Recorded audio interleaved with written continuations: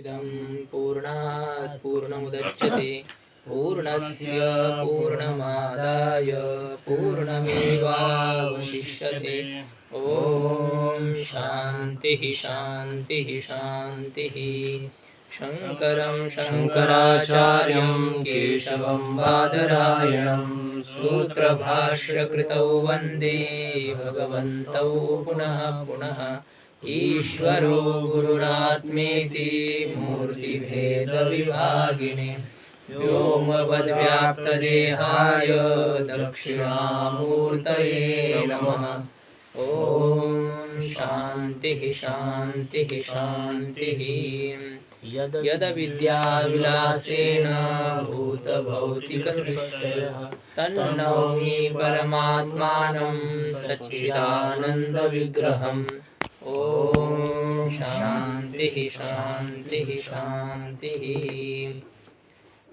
स्वामी जी, तो ये अंतकरण के धर्म में जो ज्ञान है वही वृत्ति होती है और बाकी सब 8 धर्म है, इच्छा द्वेष प्रयत्न धर्म धर्म सुख सुख संस्कार, ये सब अंतकरण के परिणाम है लेकिन वृत्ति रूप नहीं है। हाँ, इसको वृत्ति नहीं कहेंगे। जो ज्ञान में है, संशय है, निश्चय है, अहमाकार ज्ञान ही गर्भ है, स्मरण है, तो ये सब ज्ञान के ही प्रकार है, इन्हीं को वृत्ति कहना है। और ज्ञान से अतिरिक्त जो है उनको केवल अंतःकरण का परिणाम कहेंगे। इस प्रकार से ये भेद किया गया था। तो इन विषयाकार वृत्ति और ये कोई अलग नहीं है। यहाँ वृत्ति खुद ही यहाँ पर खुद के आकार होती है, अर्थात अपने आवरण का भंग वो खुद ही करती है। विषय के आवरण का भंग करके खुद के आवरण के भंग के लिए दूसरी वृत्ति की वहाँ आवश्यकता नहीं रहती है। ये विचार हुआ जी। सविकल्प और निर्विकल्प प्रत्यक्ष में 2 प्रकार किए थे।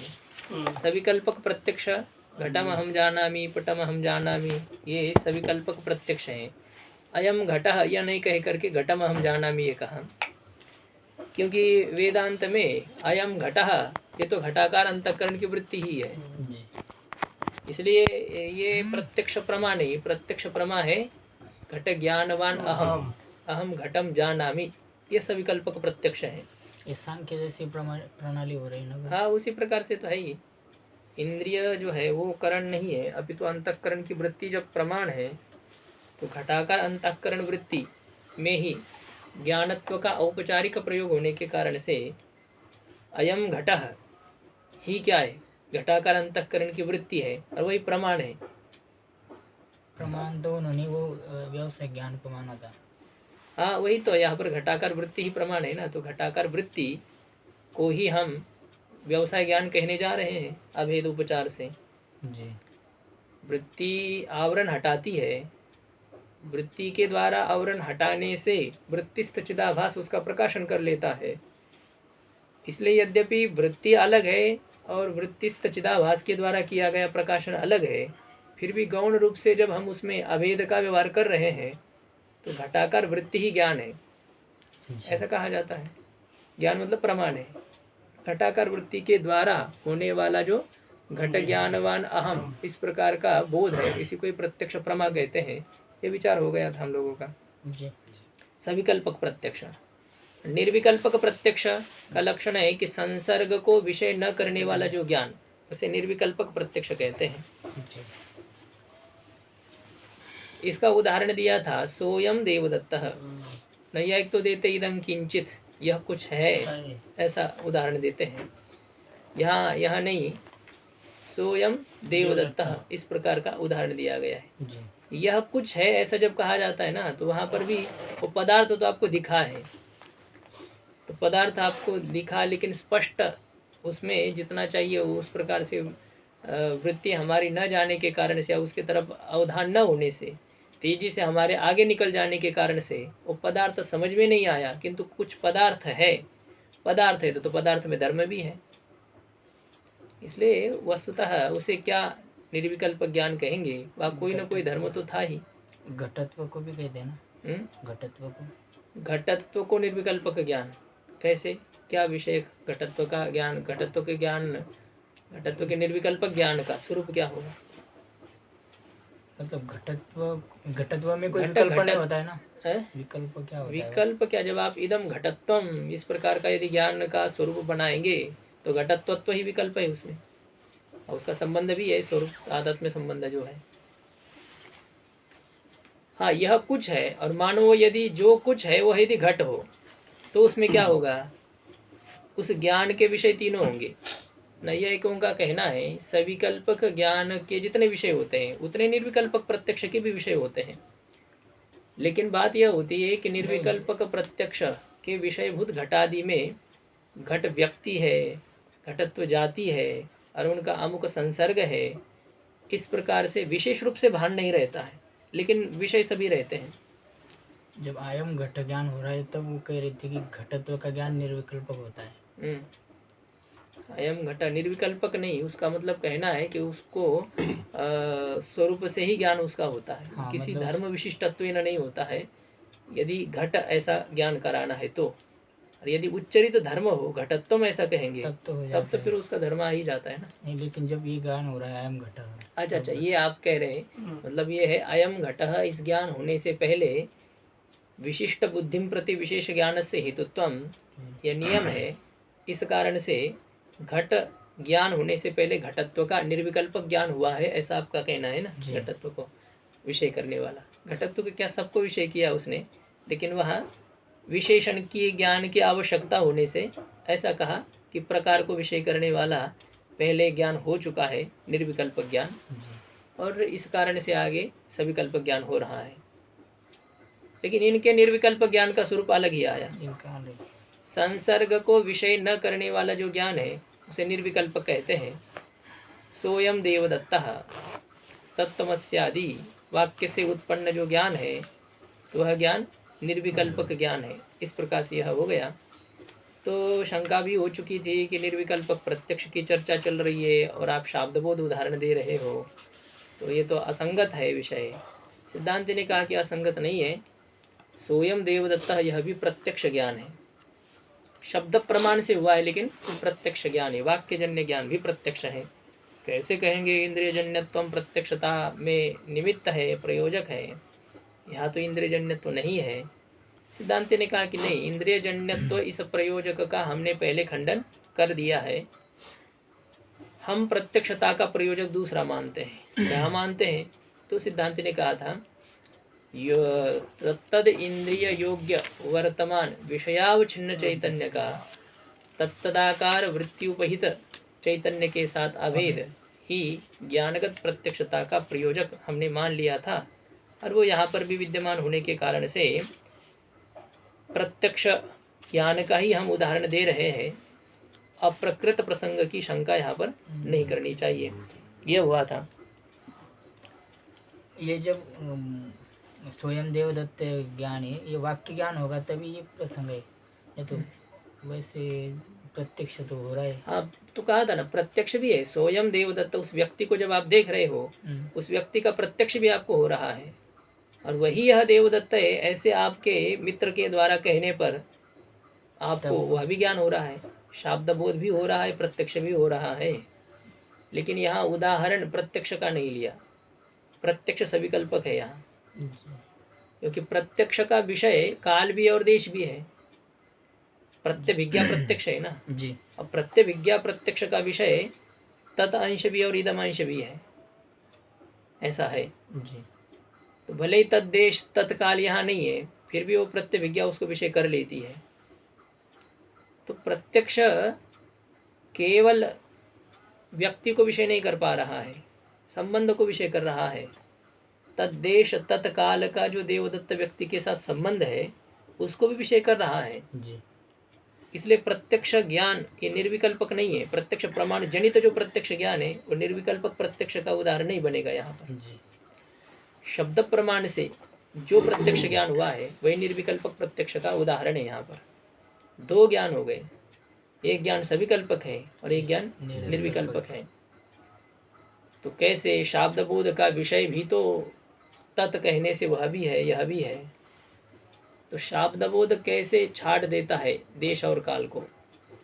तो कहा कि शाब्द बोध का विषय वह होता है जो तात्पर्य का विषय हो। तात्पर्य ज्ञान शाब्द बोध के प्रति कारण होता है। जी। तो इस कारण से शाब्द बोध केवल अभेद को विषय कर रहा है, केवल व्यक्ति विशेष को विषय कर रहा है और उसके धर्म को विषय नहीं करता है। इसलिए शब्दजन्य ज्ञान ही यहाँ निर्विकल्पक का उदाहरण है, न कि प्रत्यक्ष प्रमाण जनित ज्ञान। इस प्रकार की चर्चा हो गई। वक्ता को तो केवल स्वामी शुद्ध जी व्यक्ति को स्वामी जी माने ये प्रत्यक्ष ज्ञान है लेकिन निर्विकल्प ज्ञान नहीं है। हाँ, सविकल्प। ये निर्विकल्पक प्रत्यक्ष प्रमाण जनित जो प्रत्यक्ष ज्ञान है वो निर्विकल्पक नहीं है, वो सविकल्पक है। लेकिन शब्द प्रमाण जनित जो प्रत्यक्ष ज्ञान है वो निर्विकल्पक प्रत्यक्ष है। तो प्रत्यक्ष ज्ञान तो इंद्रिय जनित ही है, इंद्रिय जनित और संस्कार जनित। हाँ, तो तभी वेदांत मत में भी वो निर्विकल्प नहीं है, वो प्रत्यक्ष ज्ञान ही है। हाँ, वो सविकल्पक प्रत्यक्ष है। शब्द प्रमाण से जो हो रहा है वो निर्विकल्पक है, हो रहा है उसी वस्तु का ज्ञान, अप्रत्यक्ष ही हो रहा है। लेकिन प्रमाण भिन्न है तो प्रत्यक्ष ज्ञान में भी भेद हो रहा है। यहाँ तो तीनों है ना। हाँ? यहाँ तीनों है, शब्द ज्ञान भी है, संस्कार जन्य भी है और प्रत्यक्ष जन्य भी है। तो तीनों नहीं, तीनों क्या क्या कहना, प्रत्यभिज्ञा ने, अब ये प्रत्यभिज्ञा ऐसा है कि ये स्मृति और अनुभव दोनों को मिलकर के एक ही अनुभवात्मक ज्ञान हो रहा है। शब्द से भी स्वयं देवदत्ता, ये भी तो शब्द ज्ञान स्वयं देवदत्ता। हाँ, तो एक तो कहा ना आपको, शब्द भी क्या कर रहा है, तद्देश तत्काल को तो विषय कर रहा है, किंतु फिर भी यदि तात्पर्य का वह विषय न हो तो वह शाब्दबोध के अंतर्गत नहीं आता है। तात्पर्य का जो विषय हो उतना ही लेना होता है। सैंधव माने कहने पर गमन के समय में लवण लाना या भोजन के समय में घोड़ा लाना, अर्थ तो सही है ना, लेकिन वह नहीं होता है। संसर्ग को विषय करना यहाँ नहीं होता है प्रधानता से, यहाँ होता है तात्पर्य को विषय करना। तो इसलिए जितना तात्पर्य उतना ही शाब्दबोध का विषय बनता है। वहाँ विद्यमान होने पर भी शाब्दबोध उसको छेड़ता नहीं है। गाम बधान कहने पर नज़दीकी भैंस खड़ी है, गधा है, बैल है, बैल तो गाय ही है, और जो है दूसरे वहाँ पर पशु है। लेकिन गाम बधान कहने पर गो शब्द गो विशेष पशु का ही बोधन करता है। शाब्दबोध में वही विषय बनेगा, अन्य पशु नहीं बनेगा। ये होता है। तो क्या दिख नहीं रही क्या वहाँ पर गो? दिख रही है। गाम बधान कहने पर वो भी खुली है, लेकिन शाब्द बोध का वह विषय नहीं बनेगा। ऐसे होता है। हाँ, कभी होता है कि तात्पर्य का विषय भी हो सकता है। अरे उस गाय को बांधो ना, ऐसा कह दिया। मतलब क्या है, केवल गाय के बांधने की बात नहीं थी, और भी जितने पशु हैं उनको भी बांधना है। तो यह भी होगा कभी कभी, काके व्योद अधिरक्षताम के जैसे लक्षणा भी आपको करनी पड़ेगी। ये धोखे में नहीं रहना कि शब्द प्रमाण हमेशा काटना छाटना ही जानता है, बढ़ाना भी जानता है। तात्पर्य अधिक भी हो सकता है, तात्पर्य कम भी हो सकता है। जितना शब्द जितनी मात्रा में पदार्थ को विषय कर रहा है उससे कम भी किया जा सकता है, उससे बढ़ाया भी जा सकता है, और पूर्णतः उसको छोड़ भी दिया जा सकता है। तात्पर्य को लक्षणा नहीं कर सकते। लक्षणा नहीं है तात्पर्य। मतलब क्या है तात्पर्य कि यदि शब्द के अर्थ में वक्ता का तात्पर्य नहीं आ रहा हो तो फिर हम लक्षणा करते हैं। मतलब तात्पर्य की अनुपपत्ति लक्षणा का बीज है। लक्षणा तब करनी पड़ती है जब तात्पर्य संभव ना हो। जब शब्द से ज्ञान हो, तात्पर्य से घुसेना, उसको लेना क्या जरूरी? शब्द से ज्ञान गाय को बांधो तो फिर तो शब्द से ज्ञान हो रहा है। तात्पर्य ठीक है, जहाँ एकार्थक शब्द है वहाँ तात्पर्य की कोई जरूरी नहीं पड़ती है। वो तो हम शब्द की शक्ति को जानते तो वही अर्थबोध हो जाएगा। लेकिन जहाँ शब्द अनेकार्थक है, हरि शब्द है, 12 अर्थ है, कई शब्द ऐसे कि जिनके अनेक अर्थ हो, तो वहाँ तो जितने अर्थ है उनमें से कोई भी लाने पर तो नहीं होता है ना अर्थबोध। नवकम्बलो एम देवदत्तः, अब क्या है उसका नव का अर्थ नूतन भी होता है, नव का अर्थ नव संख्या भी होता है। तो फिर ऐसे जगह पर तात्पर्य ज्ञान की आवश्यकता होती है। प्रधान कारण है तात्पर्य ज्ञान। आकांक्षा, योग्यता, सन्निधि अथवा आसक्ति, और चौथा होता है तात्पर्य ज्ञान। तो ये ना हो, नहीं होता है। तो ये शाब्दबोध का विषय केवल वह व्यक्ति ही है, अभेद ही है। इसलिए शब्द जनित प्रत्यक्ष ही निर्विकल्पक का यहाँ उदाहरण है, ये समझना चाहिए। लेकिन यहाँ प्रत्यक्ष का लक्षण कैसे घट रहा है? लक्षण घट रहा है, नहीं घट रहा है, तो उसको घटा रहे। तथा च सोऽयं देवदत्तः इति वाक्यजन्यज्ञानस्य सन्निकृष्टविषयतया बहिर्निःसृत अन्तःकरणवृत्त्यभ्युपगमेन देवदत्तावच्छिन्नचैतन्ययोः अभेदेन सोऽयं देवदत्तः इति वाक्यजन्यज्ञानस्य प्रत्यक्षत्वम्। तथा च उसको स्पष्ट करते हैं अभी। स्वयं अगले पेज पे नहीं पीछे ही है, इधर ही, यहाँ पर देखो कहीं तथा च। हाँ ये कहीं भी देखो तक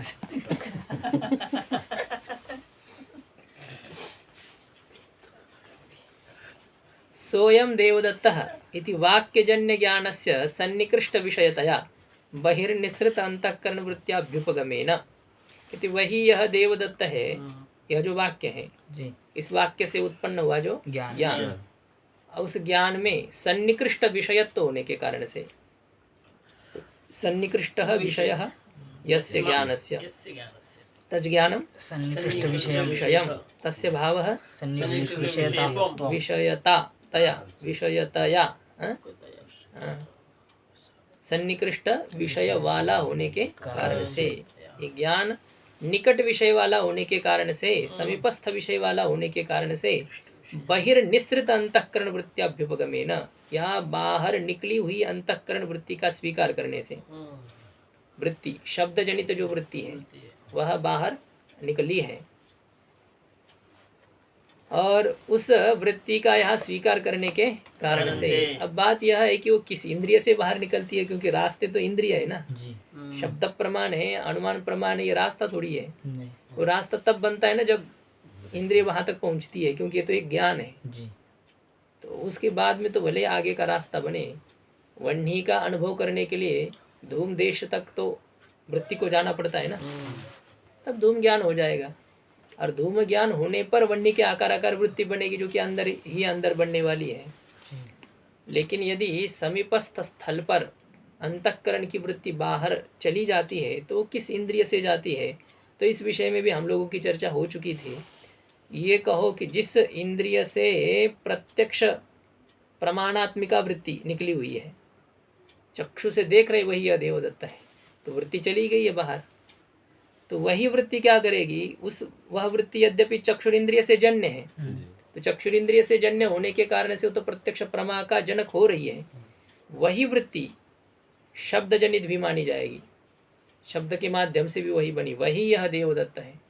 अब दूसरी वृत्ति नहीं निकली, वही वृत्ति ही पहले ही उस देवदत्त के आकार हुई थी, शब्द का फिर से प्रयोग होने से वही वृत्ति देवदत्त के आकार है। अलग वृत्ति मानेंगे भी तो किस रास्ते से उसको बाहर निकाल देंगे, यह बात होगी ना। जी उसी वृत्ति से काम चलाओ, वही वृत्ति है। अब उस वृत्ति में दो अवच्छेदक लगे हुए, मतलब दो उसके कारण माने जाएंगे कि वह वृत्ति शब्द प्रमाण से भी जन्य है और वह वृत्ति प्रत्यक्ष प्रमाण से भी जन्य है, मतलब चक्षुरादि से भी जन्य है और शब्द के माध्यम से भी वो उत्पन्न हो चुकी है। अब आप कहेंगे श्रोत्र से हमने शब्द सुने हैं, तो वो वृत्ति तो श्रोत्र इंद्रिय से बाहर निकलनी चाहिए, लेकिन यहाँ है शब्द हम सुने, अर्थ सुना है क्या, नहीं और हमें प्रत्यक्ष अर्थ का करना है, शब्द का, अर्थ का हाँ, शब्द का तो हो ही गया, अर्थ का प्रत्यक्ष करना है ना। तो अर्थ के प्रत्यक्ष करने के लिए श्रोत्र इंद्रिय जनित वृत्ति क्या काम करेगी, इसलिए वो वही है, इंद्रिय से ही, चक्षु से ही वो बाहर निकली हुई वृत्ति है जो कि घटाकार हुई है, तो वही वृत्ति शब्द प्रमाण से भी उत्पन्न है ऐसा माना जाएगा। दोनों से उत्पन्न है, दोनों से उत्पन्न उस वृत्ति के द्वारा एक ही प्रकार का ज्ञान हो जाएगा। एक ही जगह निमंत्रण है आपको, और दोनों ने आपको पर्ची दी, आपके पास दो पर्चियाँ हैं, तो जाना तो एक ही जगह है ना आपको, वही होगा। जी ये नहीं कि डबल दक्षिणा मिलेगी, वही उतनी ही रहेगी। तो कहीं अपनी विशेष ये हो तो बात अलग है, बाकी तो दो लेकर के आप जाएंगे तो एक ही जगह पर ना। तो क्या है, माध्यम था पर्ची का उस आश्रम में जाने के लिए, लेकिन कभी जो व्यक्ति हमें हमेशा देता है उसने भी दी और दूसरे किसी व्यक्ति ने भी दे दी, हमने भी ले ली, तो दोनों है ना अभी। तो एक ही वृत्ति है, निमंत्रण एक ही जगह है, लेकिन दो प्रकार से हम वहाँ पर वहाँ जो समझना है, मतलब वो जो आपको मिलने वाला फल जो है वो दोनों के माध्यम से मिलने वाला है। फल भी एक ही प्रकार का है, दोनों के माध्यम से ऐसे हो रहा है। तो चाहे ये पर्ची दे दो चाहे वो पर्ची दे दो, दोनों का भाव तो एक ही है ना, दोनों की कीमत एक ही है ना। तो यह है कि अंतःकरण की वृत्ति चक्षुरेंद्रिय के माध्यम से बाहर निकली है। अब वह देवदत्त के आकार हुई और शब्द प्रमाण जनित वृत्ति भी वही देवदत्त के आकार हो गई, क्योंकि बाहर से यही बात आपको कही, इंद्रिया ही होती है वृत्ति को बाहर निकलने के लिए। नहीं तो फिर वो अंदर ही अंदर आकार धारण करे तब तो फिर प्रत्यक्ष कैसे होगा। इसलिए यही शब्द जनित वृत्ति जो है वो प्रत्यक्ष जनित वृत्ति को ही क्या करती है, अपना आश्रय करके उसी से भी वो काम करा लेती है। अच्छा, इसलिए उनका आज आवाज क्यों आ रहा था, ज़्यादा समझ में नहीं आ रहा था। हो रहा है ये हाँ? तो देखो क्या कह रहे हैं कि बहिर्निसृत अंतःकरण वृत्त्याभ्युपगमेन, वाक्य से उत्पन्न जो ज्ञान है सोयम देवदत्त, यह ज्ञान इसमें सन्निकृष्ट विषयत्व होने के कारण से बाहर निकली हुई जो अंतःकरण की वृत्ति है उसका स्वीकार करने से देवदत्तावचिन्न चैतन्य अभेदेन, देवदत्त से उपहित जो चैतन्य है उनका अभेद होने के कारण से देवदत्तावचिन्न चैतन्ययोः देवदत्तावचिन्न वृत्त्यवचिन्न, ऐसा है कि क्या देवदत्तावचिन्न चैतन्ययोः लिखा है। चैतन्य लिखा है, चैतन्य केवल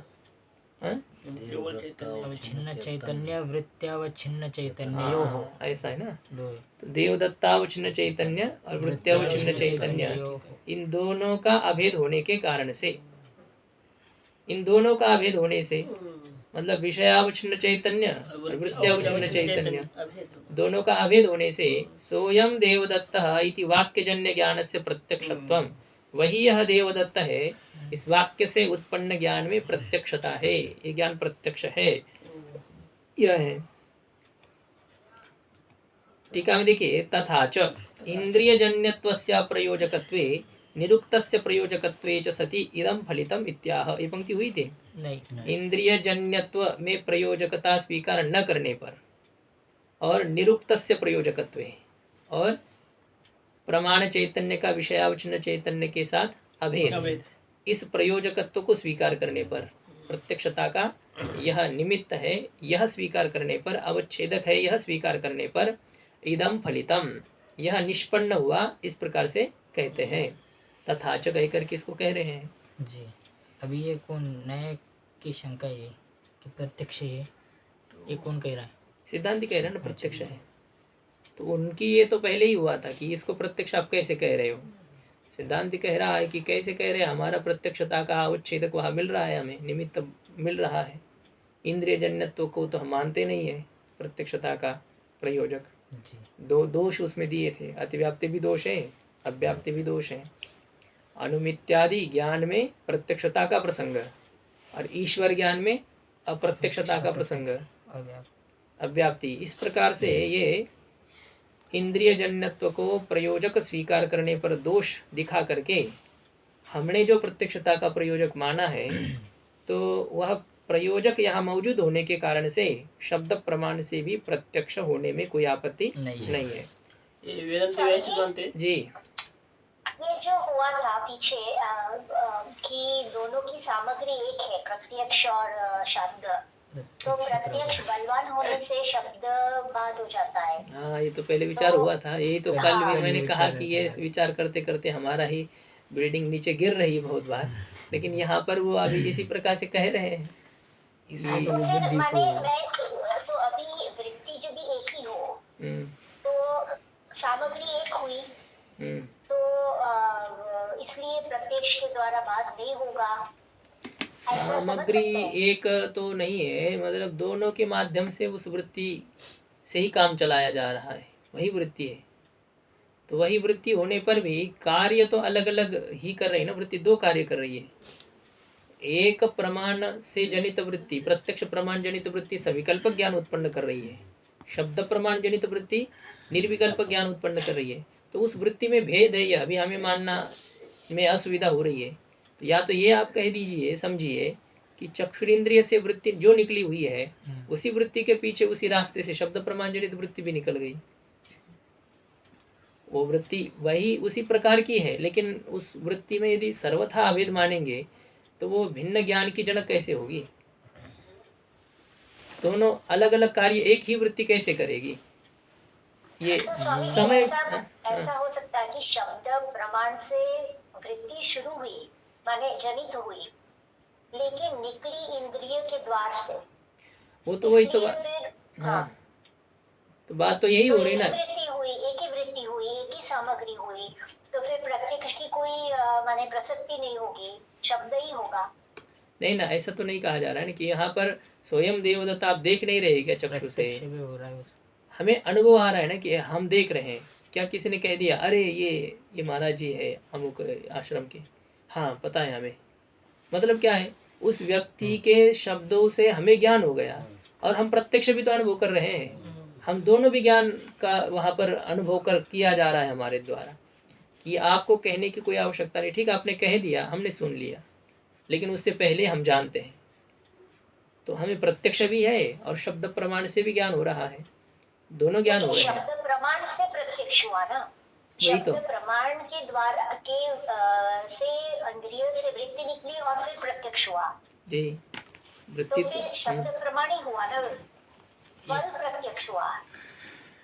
शब्द प्रमाण हो गया। क्या वृत्ति चक्षु से नहीं निकली है क्या? देखने से ही आप लेकिन वो तो द्वारी है ना, उसका कोई मूल्य नहीं है, वो तो सिर्फ रास्ता है। नहीं, रास्ता है तो क्या हुआ? हाँ, देखिए पदार्थ जब इसलिए यहाँ पे इंद्रिय की वो नहीं करते हैं, वृत्ति की कर रहे हैं। नहीं, आपको देखिए ना, उदाहरण जो बता रहे कि यह घट है, किसी ने कह दिया यह घट है, तो आप क्या कहते? पता है। पता है क्या आप देख रहे या नहीं देख रहे उस घट को?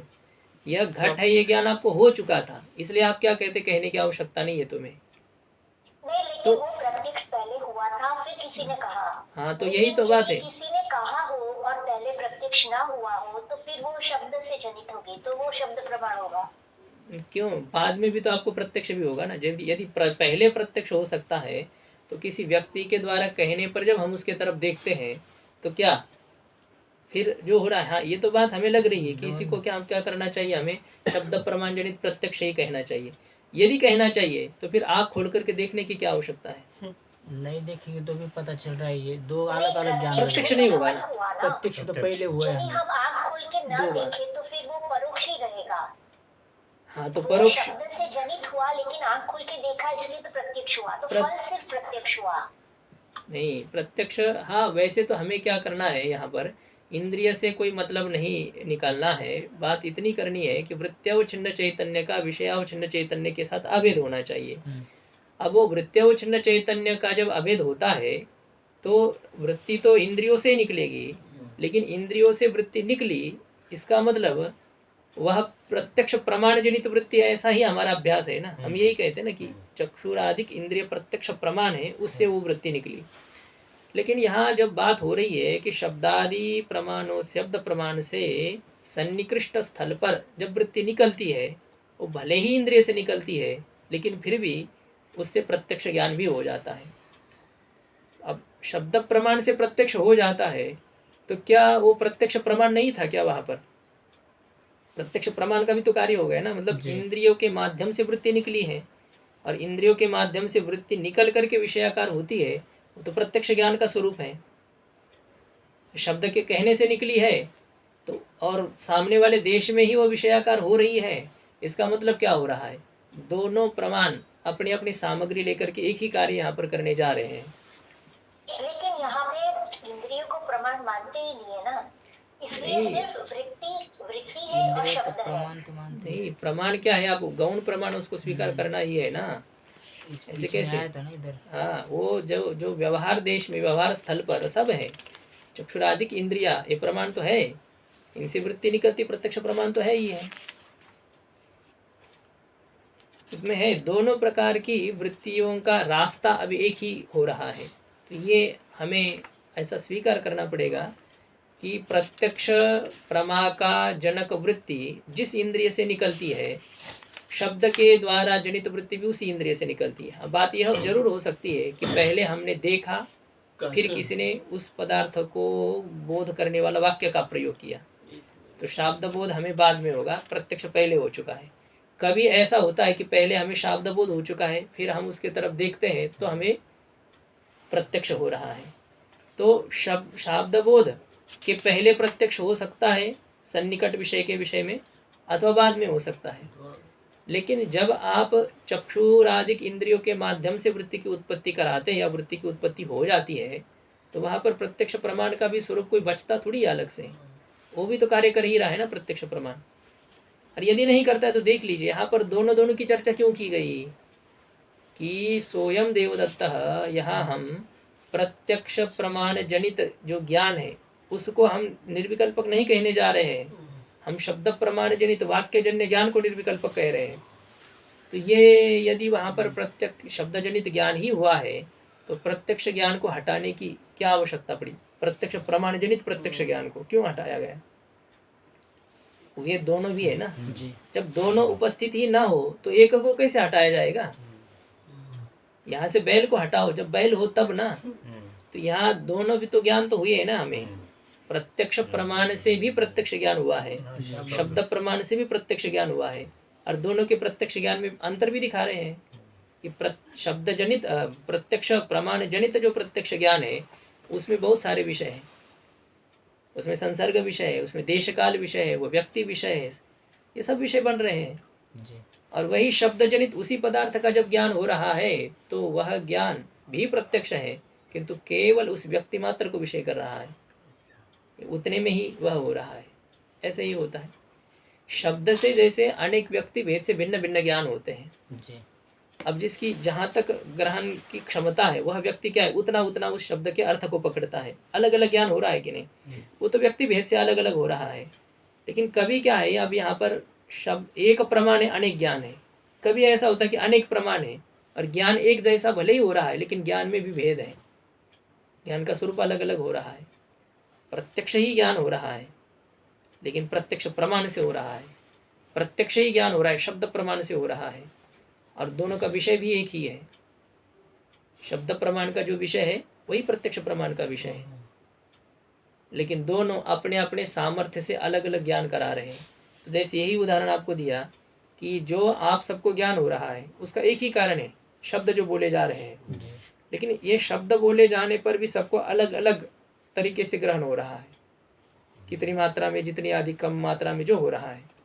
तो ऐसे ये प्रमाण तो निकले हैं और एक ही वस्तु को विषय करने के लिए निकले हैं, लेकिन जिस प्रमाण की जितनी गति है, जिस प्रकार का उसका सामर्थ्य है, उस हिसाब से वो उस पदार्थ के विषय में ज्ञान कराता है। एक ही हाथी के विषय में अंधे का जैसे ज्ञान होता है, अंधे लोगों का भिन्न भिन्न ज्ञान करा रहे हो, है कि नहीं? जी। अब वो सब भ्रांत है, वो बात अलग है, फिर भी एक ही पदार्थ विषय अनेक ज्ञान हो रहे हैं कि नहीं? वहाँ पर व्यक्ति भेद से हो रहे हैं। अब यहाँ पर एक ही पदार्थ विषय अनेक ज्ञान हो रहे हैं प्रमाण भेद से, प्रमाण अलग है, पदार्थ विषय एक है, जी। प्रमाण अलग होने के कारण से उस पदार्थ विषय का ज्ञान भी भिन्न भिन्न हो रहे हैं।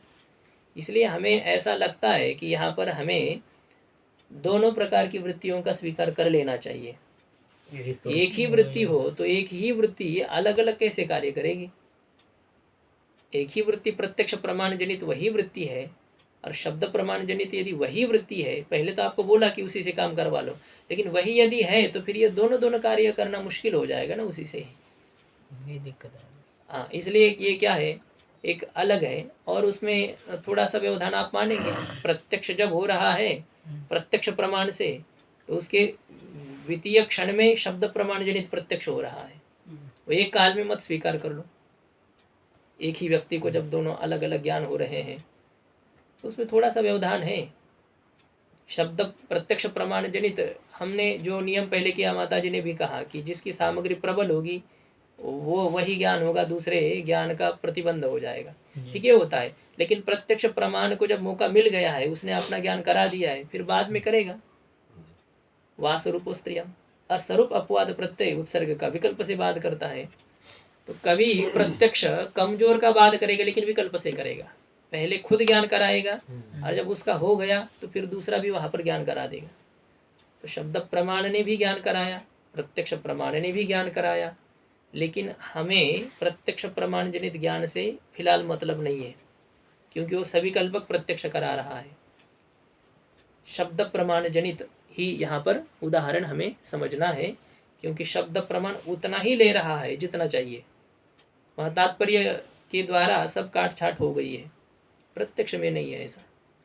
इसलिए दो ज्ञान यहाँ पर उत्पन्न होते हैं, यह स्वीकार करना पड़ता है। हर एक स्थान पर निर्विकल्प का स्वरूप ऐसा ही रह जाता है। हर एक स्थान पर ऐसे निर्विकल्प का स्वरूप रह जाता है। हाँ, तो निर्विकल्पक जब होगा तत्त्वमसी ऐसा जब हो जाता है तो शब्द प्रमाण जनित ही उदाहरण इन्होंने दिए है।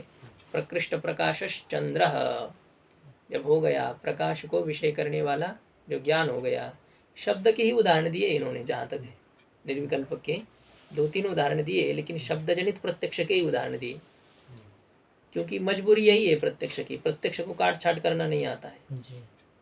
वो तो उतना ही करता है जितना है उसमें। और शब्द प्रमाण में ऐसा होता है कि जितना वक्ता का तात्पर्य है उतना ही शब्द प्रमाण खींच लेता है, बाकी को हटा देता है। इसलिए निर्विकल्पक प्रत्यक्ष के उदाहरण में इन्होंने शब्द प्रमाण जनित ही उदाहरण दिया तत्त्वमस्यादिक वाक्य से। और भी वाक्य जन्य कहा ना, सोयम देवदत्त तत्त्वमस्यादि इत्यादि वाक्य जन्य ज्ञान। और टीकाकार ने भी क्या कहा, प्रकृष्ट प्रकाशश्च चंद्र इति आवांतरवाक्यात् सत्यम ज्ञानमनंतम ब्रह्म। तो वाक्य जनित ही निर्विकल्पक प्रत्यक्ष के उदाहरण यहाँ पर दिखाए गए। शब्द प्रत्यक्ष प्रमाण जनित ऐसा जो प्रत्यक्ष है निर्विकल्पक, इसका कोई उदाहरण नहीं दिया, जो कि नैयायिक देते हैं यह कुछ है, ऐसा उदाहरण यहाँ निर्विकल्पक का नहीं दिखाया गया।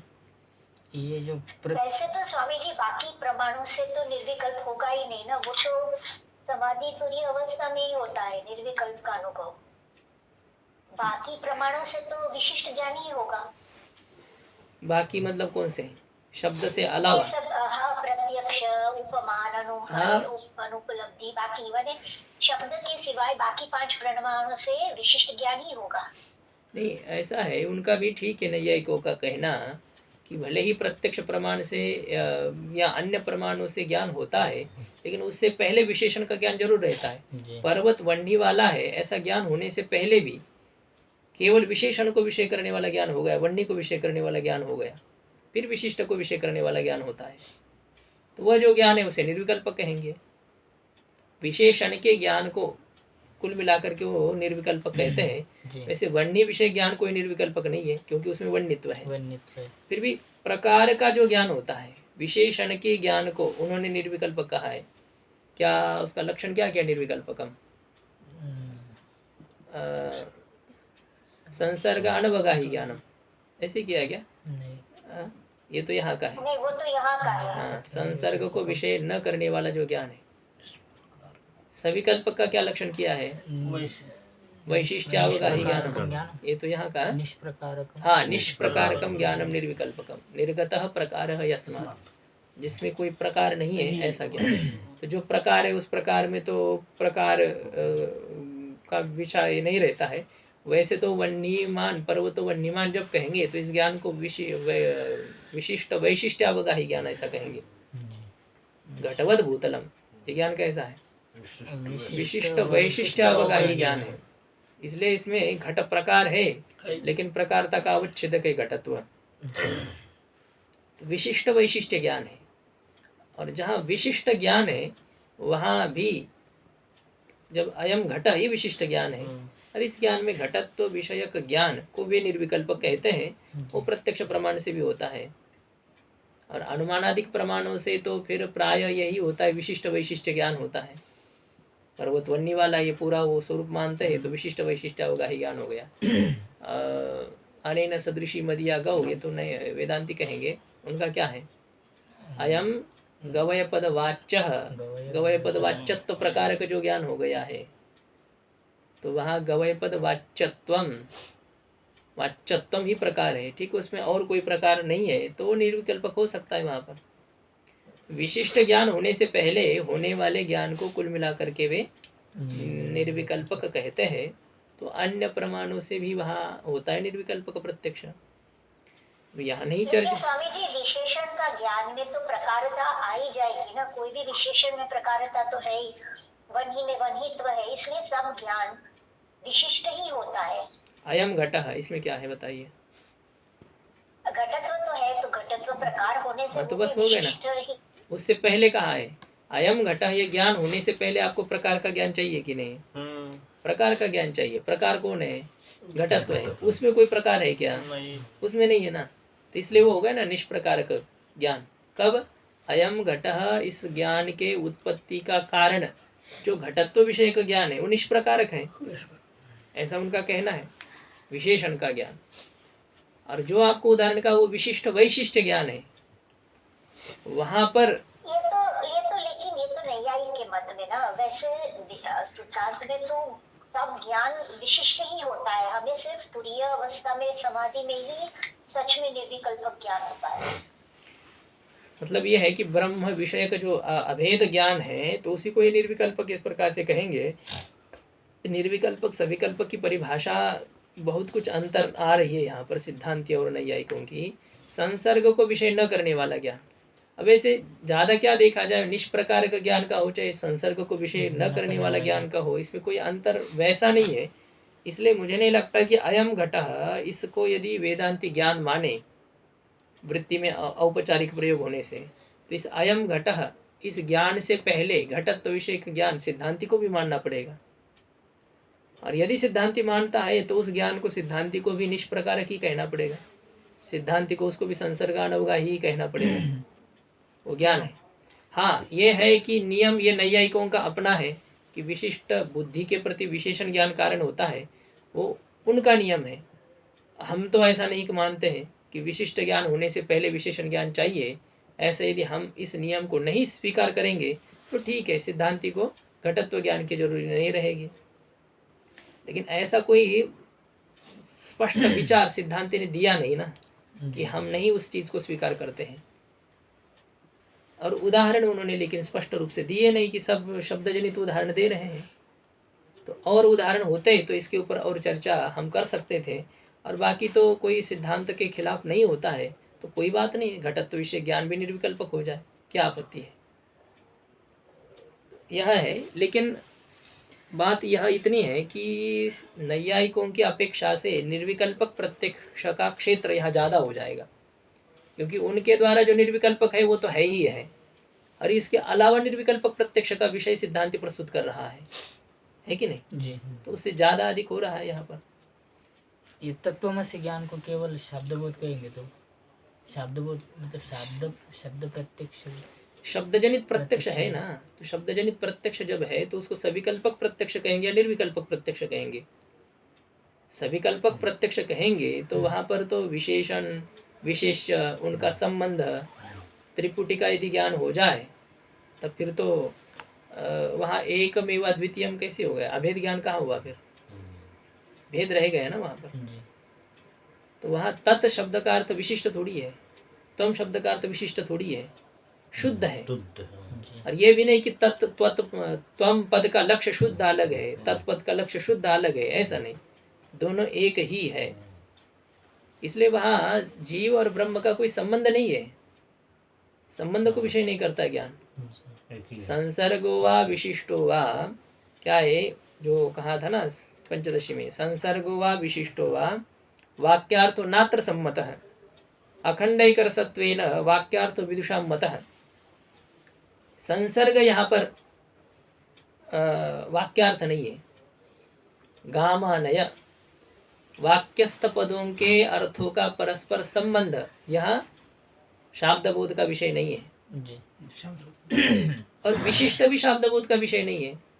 तत्वमस्यादिक स्थल पर नीलम महत सुगंधि उत्पलम, नील रूप से विशिष्ट, सुगंध से विशिष्ट और महत्व रूपी परिमाण से विशिष्ट ऐसा उत्पल, ऐसा कमल, विशिष्ट शाब्दबोध है यहाँ पर।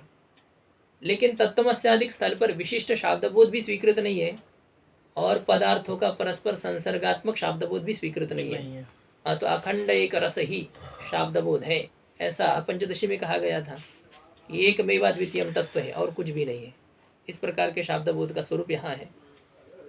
ये जो न्याय वाले भी ये जो कहते जहद लक्षण, उसमें तत्वमसि घटाते ना, जहद अजहद लक्षण हम्म। में, याद रखो। हम्म, तो शब्द बोध में आएगा वो, कौन? न्याय वाले जो घटाते हैं। हाँ, तो क्या हुआ? तो नहीं, उसमें क्या है, जहद जहद लक्षणा, ये तो वेदांती के अनुसार यहाँ स्वीकृत है, ऐसा उन्होंने कहा है। अच्छा अच्छा। भागत त्याग लक्षणा जो होती है वेदांती यहाँ पर स्वीकार करते हैं, वो कहाँ वहाँ पर ये करते हैं, वो तो एक ही पद में लक्षणा से काम चलाते हैं। तस्यत्वम ऐसा कुछ करके उसमें है, दोनों पदों में वहाँ लक्षणा स्वीकृत है या नहीं है, ये तो यह है। कह दिया प्रकार उन्होंने किया, लेकिन वेदांती में भागत त्याग लक्षणा का ऐसा ऐसा स्वरूप है, या स्वयं देवदत्त यहाँ पर भी वो कहेंगे, यही है उनके यहाँ। स्वयं तत्देश देवदत्त। तत्काल विशेषण का त्याग है, एतत् देश एतत् काल विशेषण का त्याग है।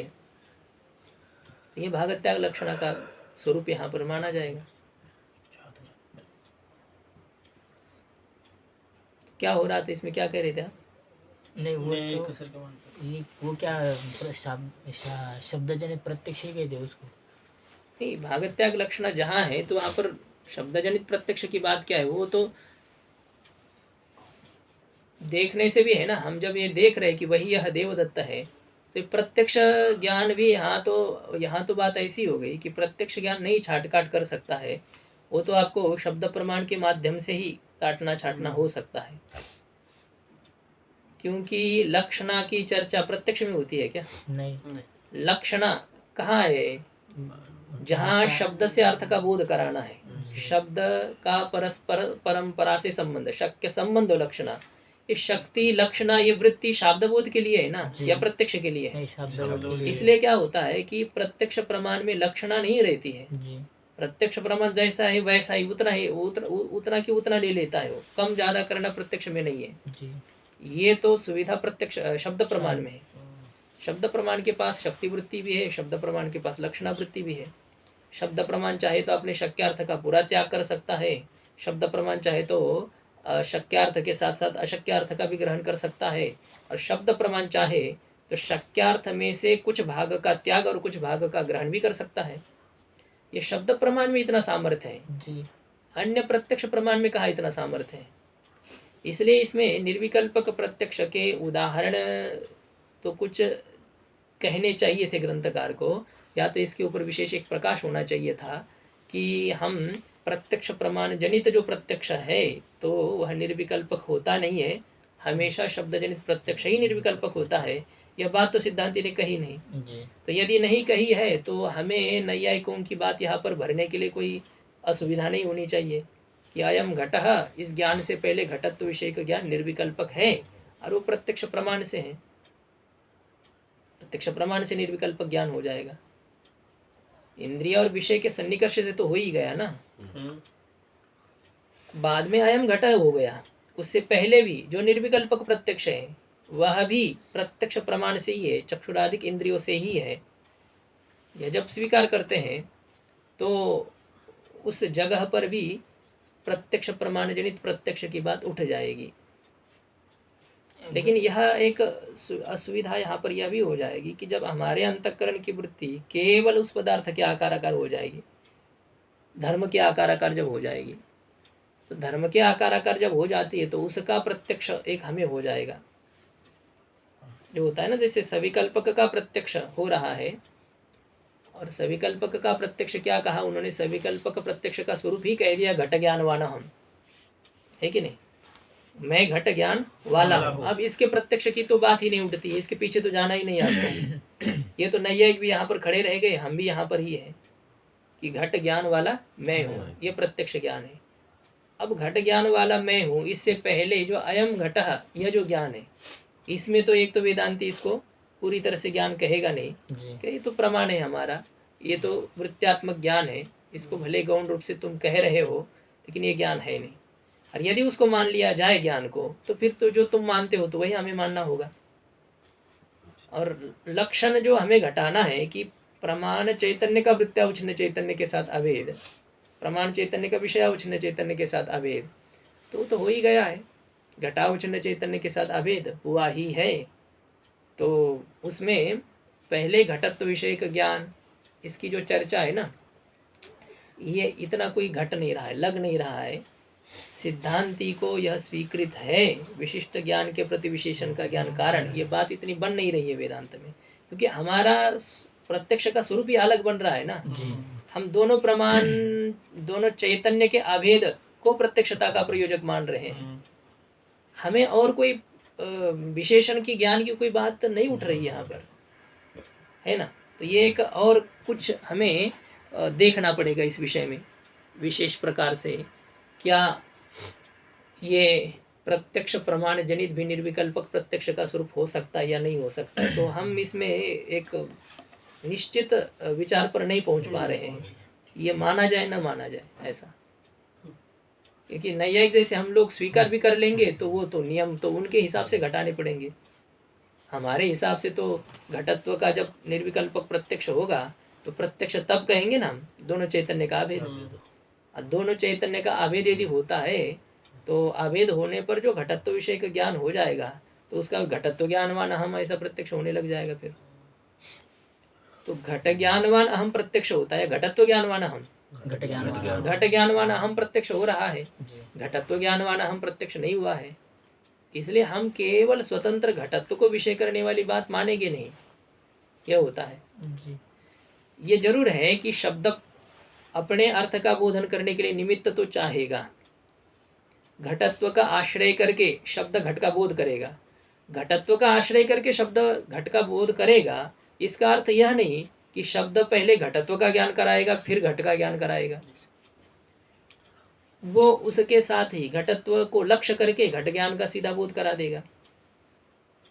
घटत्व को पहले जान करके बाद में घट को जानने की यहाँ आवश्यकता नहीं पड़नी चाहिए, ऐसा लगता है। बाकी और जैसा विचार आएगा विचार करेंगे।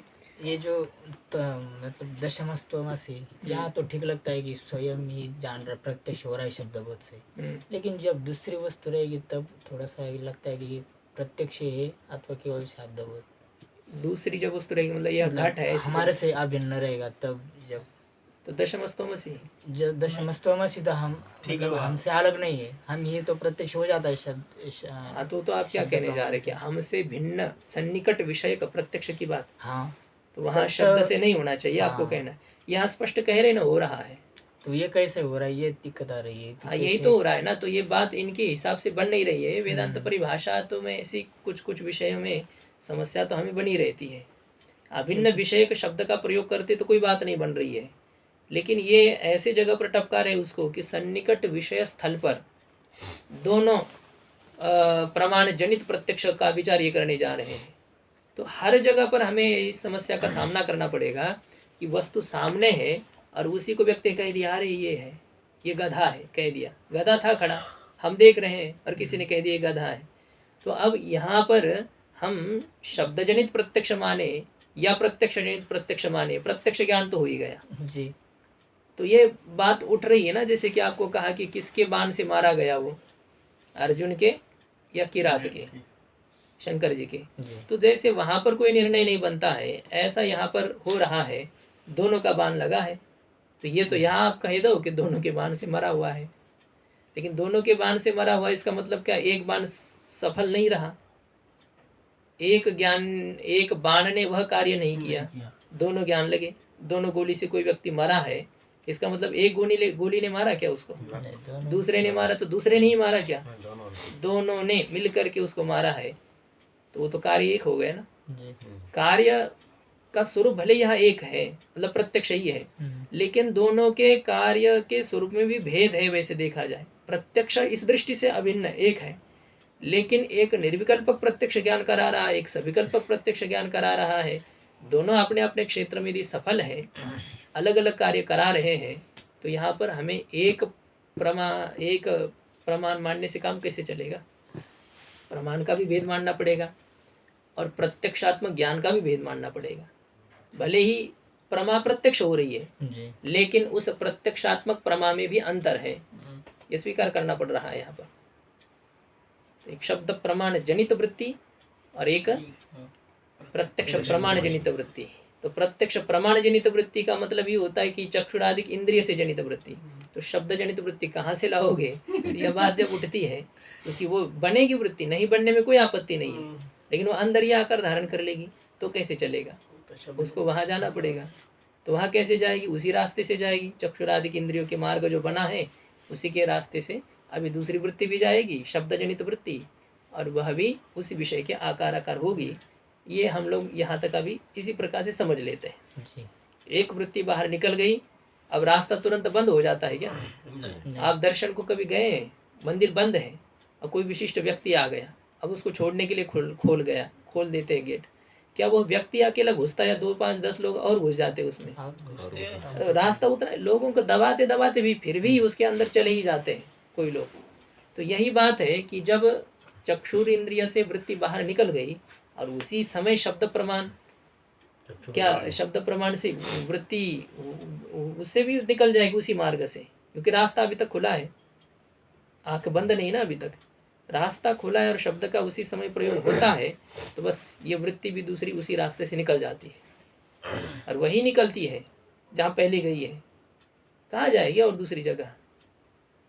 क्योंकि यदि उसको उस देश में जाना है और इंद्रियों के माध्यम से जाना है तो जहाँ तक रास्ता बना है वहीं तक ही जाना है, नहीं तो अंदर ही अंदर आकार धारण करना है कि नहीं? तो यदि वो चक्षुरादिक इंद्रियों से निकली हुई है तो 2 वृत्तियां निकली, ये मान लीजिए, एक प्रत्यक्ष प्रमाण जनित वृत्ति है और दूसरी शब्द प्रमाण जनित वृत्ति है, और दोनों एक ही देश में गई है, और दोनों एक देश में गई है तो आगे पीछे ज्ञान होगा आपको। ये एक साथ नहीं होता है, व्यवधान जरूर है। आपने देखा, मान लो उसी समय किसी ने शब्द किया, प्रयोग किया शब्द का, फिर भी आपने पहले देखा है, बाद में शब्द प्रयोग होने से बाद में प्रत्यक्ष हो जाएगा, शब्द जनित प्रत्यक्ष। या तो कभी किसी ने कह दिया है, बाद में आपने देखा है, तो पहले शब्द जनित प्रत्यक्ष हो गया। यहाँ एक समस्या होने की संभावना है अभी कि ये कभी नहीं होगा हमें कि पहले किसी व्यक्ति ने कह दिया कि अरे ये व्यक्ति को देखो ऐसा, ये घट है ऐसा, देखो, हमने देखा नहीं था और शब्द का प्रयोग जब पहले कर दिया गया है, बाद में हम उसे देख रहे हैं, उस समय हमें शब्द जनित प्रत्यक्ष हुआ या प्रत्यक्ष प्रमाण जनित प्रत्यक्ष हुआ? क्योंकि पहले दरवाजा तो खुला नहीं था ना अभी। शब्द का प्रयोग भले ही पहले हो चुका है, लेकिन शब्द विषयाकार कैसे होगा? शब्द जनित वृत्ति विषयाकार कैसे बन पाएगी? वो तभी बनेगी ना जब आप उसकी तरफ देखेंगे मतलब क्या हो जाएगा? शब्द प्रत्यक्ष प्रमाण जनित वृत्ति बन जाएगी ऐसे स्थल पर। यह एक समस्या यहाँ हो जाती है। तो वहाँ पर हमें कौन सा ज्ञान पहले मानना पड़ेगा, और दोनों ज्ञानों में अंतर भी आएगा। जितने मात्रा में हमें देखने से ज्ञान हो रहा है, सुनने से उतनी मात्रा में नहीं हो रहा है, या जितने अधिक मात्रा में सुनने से हो रहा है उतनी मात्रा में देखने से नहीं हो रहा है, होता है। दोनों प्रमाण अपना अलग अलग एक सामर्थ्य दिखा रहे हैं, भले एक पदार्थ विषय भी क्यों ना हो, ज्ञान भी एक प्रकार का क्यों ना उत्पन्न कर रहे हो, लेकिन दोनों में अंतर जरूर है। ठीक है, चलते आगे। इसमें क्या है, माथा पच्ची है। एवं तत्त्वमसि इत्यादि वाक्यजन्य ज्ञानस्यापि, इसी प्रकार से तत्त्वमसि इत्यादि वाक्य से उत्पन्न जो ज्ञान है, इस ज्ञान में भी क्या है? प्रत्यक्षता है। तत्र प्रमातु एव विषयता है, क्योंकि वहां पर कौन विषय है? प्रमाता ही विषय है। प्रमाता का अर्थ भी यहाँ पर अंतःकरण विशिष्ट नहीं करना है, शुद्ध चैतन्य ही, आत्म चैतन्य ही वह विषय होने से तद उभय अभेदस्य सत्वात्, तद उभय अभेद। ये प्रमातु षष्ठी और उसमें विषयता रखने ना, प्रमातु प्रमाता में ही विषयता होने से, प्रमाता मतलब शुद्ध चैतन्य है, तत्त्वम पद के लक्ष्य में ही विषयता है। वैसे तो ब्रह्म को नहीं कह रहे कि लक्ष्य करके, तो जीव को कह रहे ना, अरे तुम ब्रह्म हो। वैसे तो ऐसा करेंगे तो तत्त्वमसि नहीं होगा, प्रयोग होगा त्वम ततसि, त्वम ततसि, तुम वह हो, ऐसा जो है। तो किया ना, ओतप्रोत चिंतन पहले गया था। तत् को उद्देश्य करके उसमें तत् को उद्देश्य करके उसमें त्वम पद के अभेद का विचार, जैसे पर्वत को उद्देश्य करके वर्णी का विधान, तत्पद को उद्देश्य करके त्वम पदार्थ के अभेद का विचार करना, अथवा त्वम पदार्थ को उद्देश्य करके तत्पदार्थ के अभेद का विचार करना। रे तुम वह हो, तुम वैसे नहीं परिचिन्न नहीं हो, तुम अपरिचिन्न ब्रह्म हो, और वह अपरिचिन्न ब्रह्म ही तुम हो। वही मतलब पहले उसको उद्देश्य किया, वही तुम हो ऐसा जब कहा जा रहा है, वही तुम हो मतलब जो अपरिछिन्न ब्रह्म है, अब वह अपरिछिन्न ब्रह्म ही तुम हो। तो यहाँ पर क्या किया जा रहा है, तुम वही हो और वही तुम हो, ऐसी जो बात हो रही है। तो तुम ब्रह्म हो, तुम ऐसे नहीं, तुम ब्रह्म हो, अर्थात त्वम में क्या किया जा रहा है, ब्रह्म के अभेद का विचार किया जा रहा है। तुम ब्रह्म हो, तुम ब्रह्म हो ऐसा जब कहा जाएगा तो त्वम को उद्देश्य करके ब्रह्म के अभेद का विधान हो रहा है जी। और यदि वह ब्रह्म तुम हो, वह ब्रह्म तुम हो, तो यहाँ पर अभी उसको उद्देश्य करके जीव का ब्रह्म के साथ अभेद का विधान किया जा रहा है। तत् को उद्देश्य करके त्वम का विधान, हाँ, और त्वम का तत्पदार्थ को उद्देश्य करके उसके साथ त्वम पदार्थ के अभेद का विधान, जी। या त्वम पदार्थ को उद्देश्य करके उसके साथ तत्पदार्थ के अभेद का विधान, मतलब त्वम पद के साथ तत्पद का अभेद का विधान। हाँ, पदार्थों का, पदार्थों के परस्पर अभेद का विधान करना है, जी। लेकिन कभी इसके अभेद का इसका उसके साथ अभेद का विधान, जी। कभी उसका इसके साथ अभेद का विधान, दोनों को एक दूसरे में मिलाना है आपको। तो यह जब होगा तो उसमें उद्देश्य विधेय जो है वो अलग अलग होगा। ठीक है, वो भी विषय हमारा प्रकृति की बात नहीं चल रही है। तो ये दोनों में लक्ष्य जो है, त्वम पद का लक्ष्य जो आत्मा है, उस आत्मा में ही विषयता होने के कारण से तद उभय अभेदस्य सत्वात्, उन दोनों के अभेद की विद्यमानता होने के कारण से, उन दोनों का मतलब क्या है यहाँ पर, तद उभय अभेद, तत्त्वम पद लक्ष्य का। अब अंतःकरण, क्या यही तद उभय अभेदस्य सत्वात् यही है ना? हाँ, तद उभय अभेदस्य, तो टीका में ऐसे अर्थ कर दिया है, त्वम पद लक्ष्य और तत्पद लक्ष्य, इन दोनों के अभेद की विद्यमानता होने के कारण से क्या है, तत्त्वमस्यादिक वाक्यजन्य ज्ञान भी प्रत्यक्ष ही है, उसमें भी प्रत्यक्षता ही है, अभेद तो है वहां पर दोनों में भी। ठीक है, अभी विचार तो रह ही गया। फिर आगे पूर्व पक्षी के द्वारा ये शंका की गई कि आपने ये शब्द जनित निर्विकल्पक प्रत्यक्ष का जो उदाहरण दिया, लौकिक उदाहरण तो ठीक है, लेकिन वैदिक कोई इसके लिए उदाहरण नहीं बनेगा। लौकिक उदाहरण संभवे अपि वैदिकम न संभवति, वैदिक उदाहरण संभव नहीं है, क्योंकि विज्ञातारमरे केन विजानीयात्, विज्ञाता को किसके द्वारा जाना जा सकता है, इत्यादि श्रुतियों के द्वारा, प्रमातु विषयत्व निरासात्, इत्यादि श्रुतियों के द्वारा प्रमाता